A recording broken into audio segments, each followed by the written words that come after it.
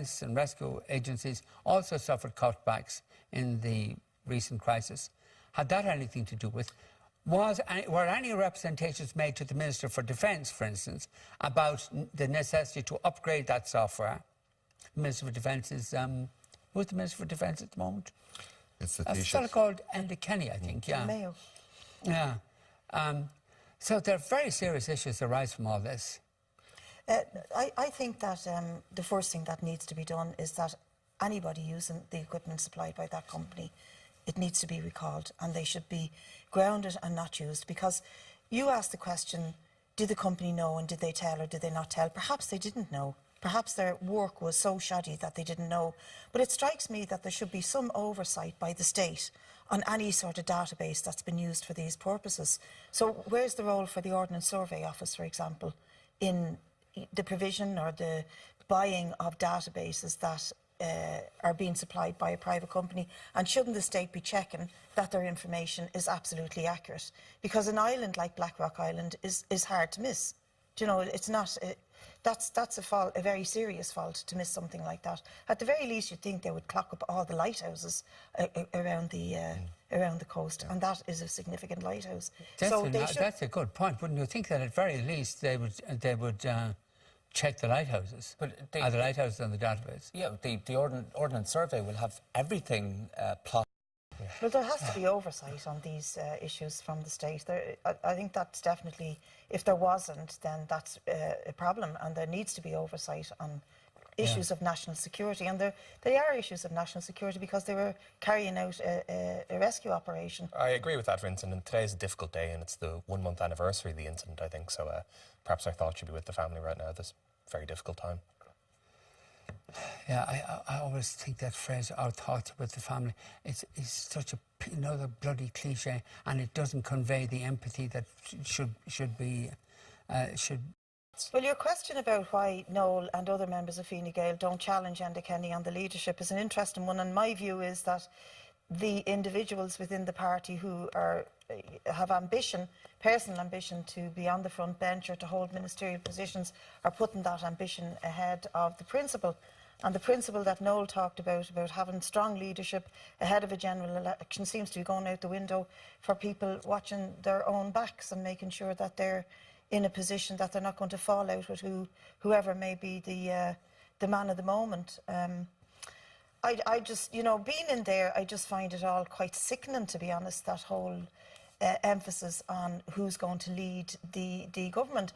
And at the same time, when you're watching the behaviour of government, on the one hand, I think it's a better government than the last one, insofar as it doesn't get all its own way, and it does feel the pressure of people, of the movement against water charges, for example, of the movement to repeal the 8th Amendment, and it's having to respond to those issues, and it does have voices like ours and others in there to reflect that.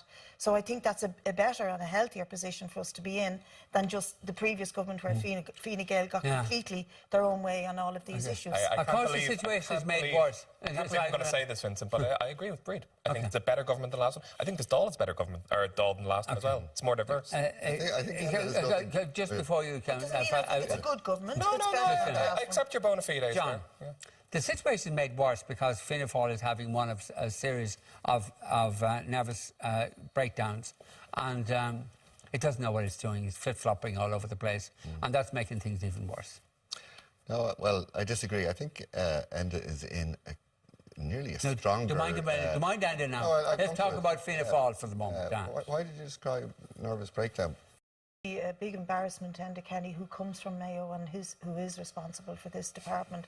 And I think, you know, I don't think he's expressing the sort of mortification that I certainly would feel if I was responsible for that arena. And if it is to do with cutbacks and, you know, austerity in every department, well then shame on the state, and shame on the government, and shame on those responsible, because this is where cutbacks lead in emergency services. I think we need to be very careful, given an investigation is underway. I'm very careful of saying anything about Enda Kenny in case you get into more trouble. Oh, Vincent, no. No. In case of politicising the whole thing. I mean, goodness gracious me, this is a human tragedy. It is a human tragedy, and maybe the cutbacks in these services has something to do with the fact that these people are now dead. And I'm not saying that's impossible. It's entirely possible. Of It's course, entirely Vincent. likely. There's an investigation ongoing. Anyway, Let's see the conclusions. Aoife, and you can have me back to what talk are the about it texts and then. tweets?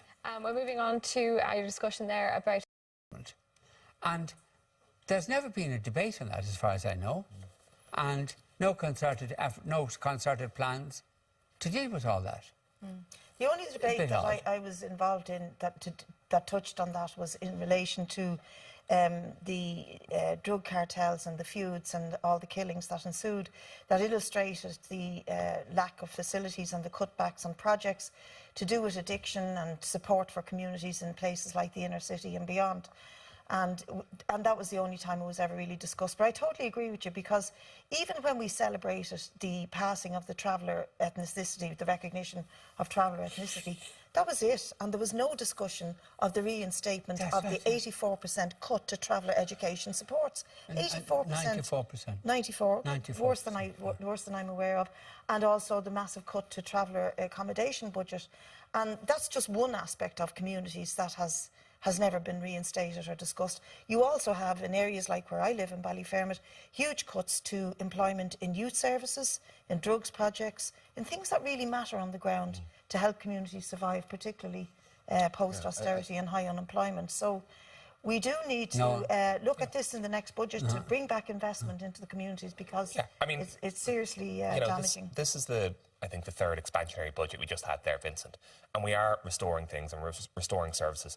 Is it happening as quickly as everybody would like? Restoring TD's pay and ministers' pay. Well, I turned that down, as I suspect you did yourself. No, I gave it to the bus drivers. OK, well, I turned it down myself. Why didn't you give it to the bus drivers? Why didn't you give it to the bus drivers? I gave it back to the Exchequer. The Exchequer can do whatever it wants. That's why we emphasised in the supply and confidence the breakdown. How did all these go? First minimum wage cut in the history of the state, you know, Fianna Fáil, some empathy there. That's an old narrative now, an entire... Oh, really? No, it's not. Yeah. It's not. Look, he's right. Our entire focus... the first cuts to special needs assistance in the school was implemented by Fianna Fáil. I remember it very distinctly. Our entire focus, Brid, in the supply and confidence was to try and bring about...